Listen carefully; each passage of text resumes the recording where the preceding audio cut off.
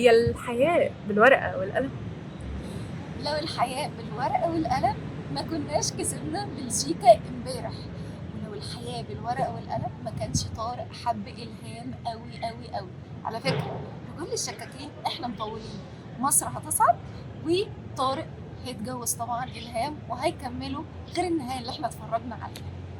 يلا بقى نعرف ليه طارق حب إلهام الحب ده كله، على الرغم ان طارق كان فيه اختلافات فكريه واجتماعيه، وان هي مطلقه ومخلفه، وان هو دكتور وهي بتشتغل شغل عادي، وان هو من طبقه اجتماعيه كويسه وهي من حي شعبي عشوائي.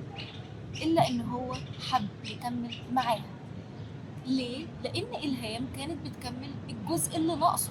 لان الهام على الرغم ان هي اكبر منه سنا وهو اصغر، بس قال ان انا عايز اكمل معاه. وطارق شاف في الهام القوه العفويه وعدم التردد، لان طارق كان متردد ان هو يتقدم لها، يشوفها، يعرف حياتها، غير ان هو لقي ثغره مرضها، فبالتالي كان بيتحجج يشوفها بالمرض بتاعها او بالعلاج اللي بيجيبه لها. فبالتالي هي الهام ردت حاجه جوه طارق.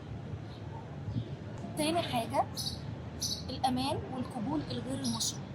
في مسلسل ورد على الفل وياسمين كان طارق بيشوف الأمان مع إلهام. أهم حاجة في العلاقات هي الأمان، إن أنا أعيش مع شخص أحس بس معاه بالأمان.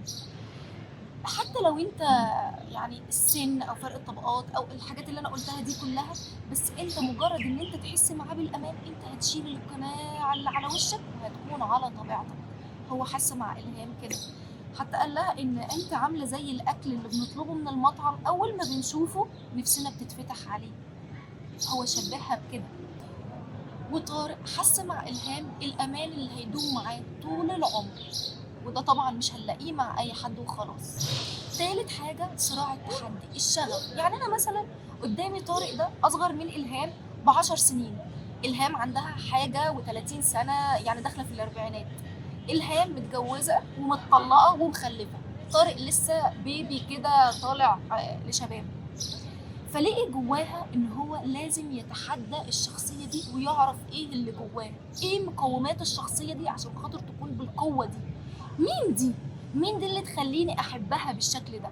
فبالتالي طارق طبعا، اللي هو لكل الشكاكين احنا مطولين، كمل معاها. قال لا، انا لازم افهمها.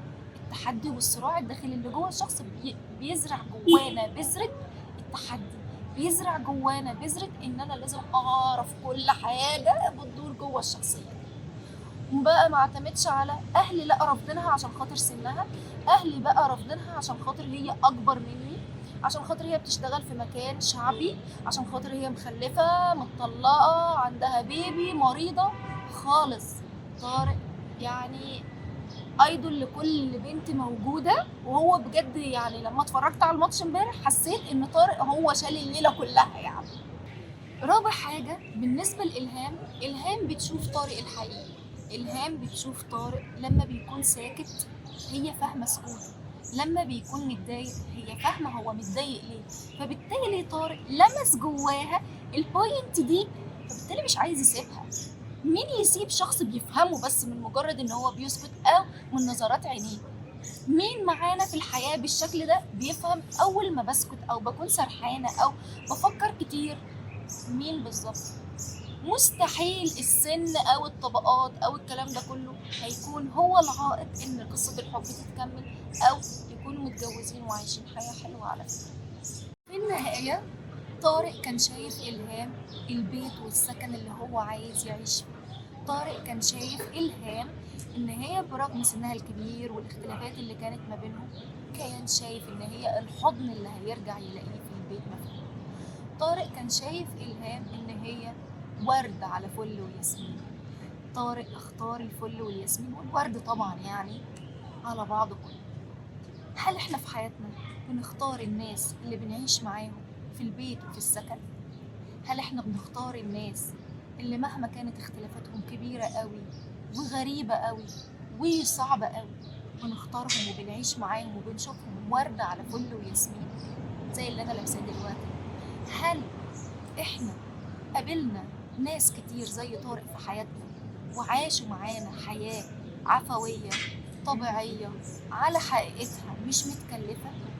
هل حصل في حياتنا حاجات كتير زي اللي مرت بيها إلهام؟ طبعا أكيد طبعا كلنا مرينا بحاجات كتيرة زي دي. وعايزة أقول لكم الماتش امبارح قلب كل الموازين، والمسلسل بتاع ورد على كل ياسمين طارق والإلهام قلبوا برضه كل الموازين. لو أنت مكان طارق هتعمل إيه؟ يلا بقى عايزة أعرف رأيكم في الكومنتات. قولوا لي إيه اللي إحنا ممكن نوصل له فيما بعد في العلاقات. بس كده.